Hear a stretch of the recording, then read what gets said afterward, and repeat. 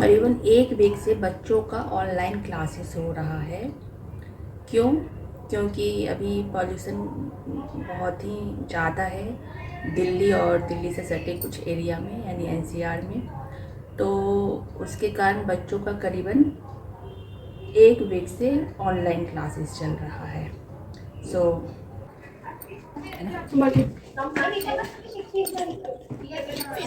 देख लिया ना, बच्चों किस तरह से घर पे ऑनलाइन क्लास कर रहे हैं। इस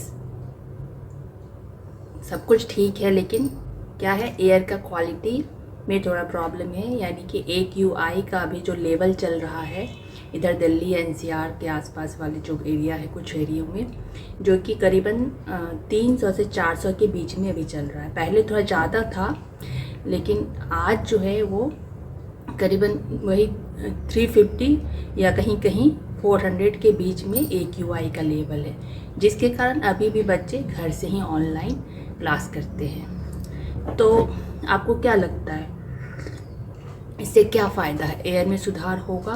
कितना फ़ायदा हो सकता है? बच्चे अगर बाहर जाएंगे तो क्या बच्चे को इफ़ेक्ट करेगा?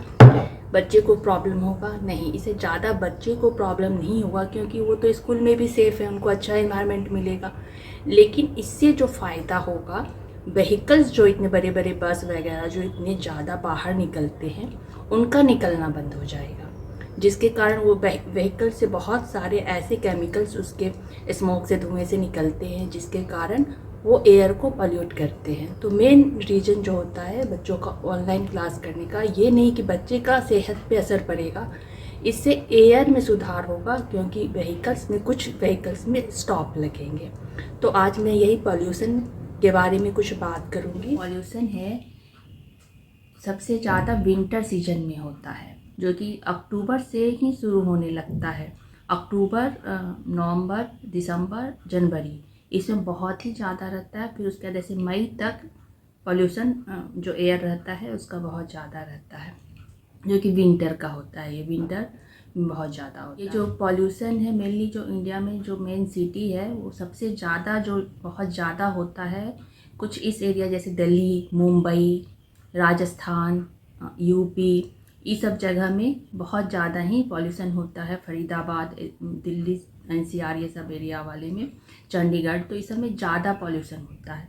और इसी में जो बहुत कम पॉल्यूशन जो होता है इंडिया में, जहाँ बहुत ही मतलब 100 के नीचे ही रहता है, ऐसे कुछ स्टेट जैसे कर्नाटका, तमिलनाडु का जो मदुरई है, उसमें बहुत ही कम वो वहाँ पॉल्यूशन होता है, वहाँ 100 के नीचे ही रहता है। तो ये सब वाले जगह में मतलब पॉल्यूशन बहुत कम होता है।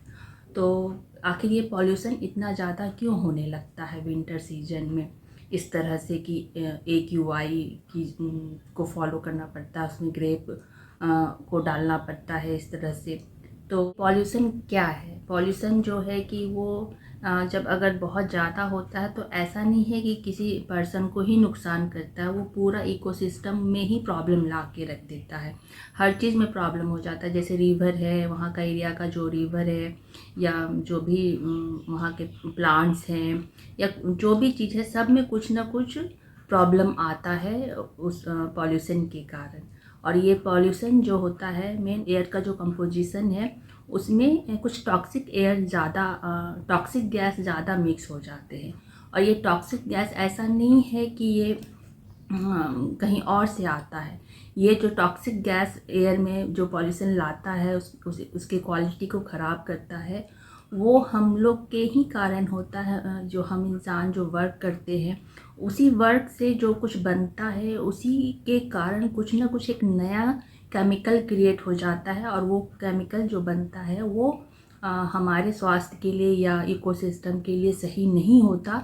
इस कारण से वो हम एयर को ख़राब करता है, एयर की क्वालिटी को ख़राब करता है, क्योंकि वो जो एयर का क्वालिटी है हम लाइफ के लिए सही नहीं होता है।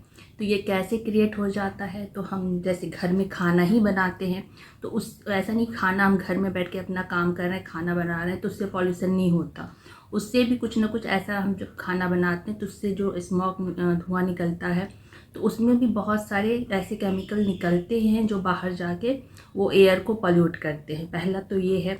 फिर बाहर जो व्हीकल्स वगैरह चलते हैं तो उसके धुएं से भी बहुत सारे एयर में पॉल्यूशन केमिकल जो उसमें जो होते हैं वो एयर के क्वालिटी को ख़राब करते हैं।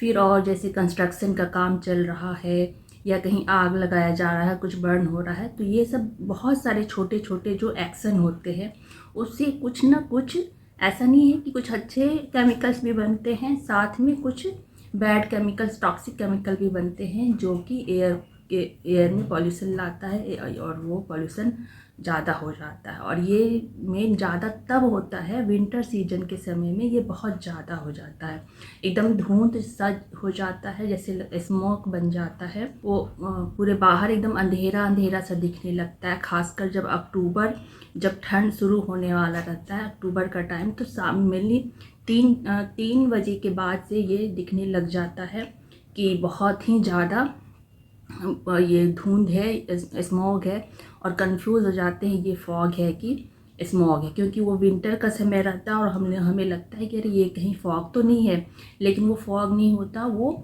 स्मॉग होता है। फॉग जो होता है जनरली सुबह के टाइम में होता है और जो कि पॉल्यूशन नहीं होता वो सही होता है, और वो कंडेंस वाटर का कंडेंस पार्ट जो जमा हो जाता है वो फॉग होता है। लेकिन ये जो स्मॉग होता है वो मेनली दिन के टाइम में होता है, दिन में के टाइम में ज़्यादा होता है और वो उसमें बहुत पॉल्यूशन होता है। तो हम लोग कंफ्यूज से हो जाते हैं कि नहीं ये तो लगता है ठंड आ रहा है तो भी इतना फॉग है, लेकिन वो फॉग नहीं होता, वो स्मॉग होता है जो हमारे हेल्थ को नुकसान करता है, सही नहीं होता है।